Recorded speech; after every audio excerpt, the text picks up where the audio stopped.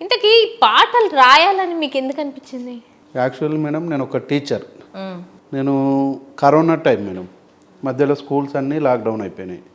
నేను మా ఫ్రెండ్ కిషోర్ నేను మా ఫ్రెండ్ ఇద్దరం కలిసి ఒక గోవారికల్లా కిరాణం పెట్టినాం మేడం. పెట్టిన షార్ట్ 15-20 డేస్లోనే మా షాపు చాలా మంచి గుడ్ రిజల్ట్ ఉంది మేడం. మంచి గిరాకీ అవ్వడం మంచిగా ఉన్నది. ఈ క్రమంలో ఇద్దరం ఏమనుకున్నాం అంటే మేమిద్దరం చేసే బిజినెస్ అన్నీ మంచి సక్సెస్ రేట్ ఉన్నాయి. ఆ భగవంతుడి దయ ఉన్నది. అప్పుడు వినాయకుని పండుగ వస్తుంది మేడం, వినాయక చవితి వస్తుంది. ఆదిదేవుడు వినాయకునితో స్టార్ట్ చేద్దామని మా ఫ్రెండ్ అన్నాడు. మేము ఇద్దరం అనుకునే క్రమంలో మ్యూజిక్ డైరెక్టర్స్ ఉన్నాయి. అప్పుడు అంతా నాలెడ్జ్ లేదు మేడం, ఇది ఎవరు ఏంటిది అనేది మనకు అంత నాలెడ్జ్ లేదు. కింద యూట్యూబ్లో కింద సెర్చ్ చేస్తే మోర్లో ఎస్కే మదీన్ ఏ పాట విన్నా ఎస్కే మదీన్ అని పేరు వచ్చింది. కింద మీద పడి నెంబరు ట్రై చేసినాం, దొరికింది.